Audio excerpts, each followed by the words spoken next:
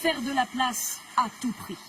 Aux urgences de Lille ce matin, 35% d'activité en plus à cause de la grippe. Cette femme vient d'arriver en urgence respiratoire. Les infirmiers doivent ruser pour lui trouver un lit dans le premier service disponible. 2 heures d'attente en moyenne, pourtant le plan hôpital en tension a été déclenché. 10 lits ont pu être débloqués, insuffisants. Car les services de gériatrie et de réanimation sont déjà surchargés. Tous les jours, l'équipe se réunit en cellule de crise.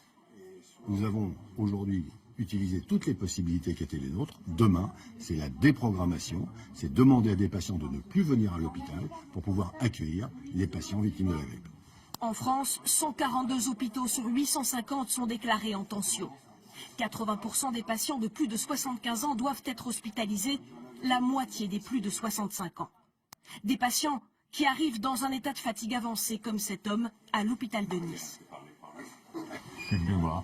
Vomissement, diarrhée et après écroulement. Et puis depuis vendredi soir, c'est comme ça. Pour limiter la contagion, aux urgences de Melan, c'est dès l'accueil qu'il faut signaler tout symptôme grippal. C'est le cas de cet homme qui est examiné dans une pièce à part. Je suis arrivé ce matin avec une grippe assez importante. Et la dame m'a proposé tout de suite de mettre un masque, justement pour éviter de couper les autres.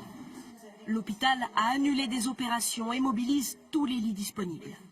Par rapport aux problèmes respiratoires, on a mis des patients sur des vrais lits dans des salles d'examen côté urgence. On essaye quand même de rester humain et de faire face et pas de laisser un patient sur un brancard au milieu, voilà. Mais d'autres hôpitaux, comme ici à Toulon, voient encore leurs couloirs engorgés et le pic de l'épidémie est encore à venir.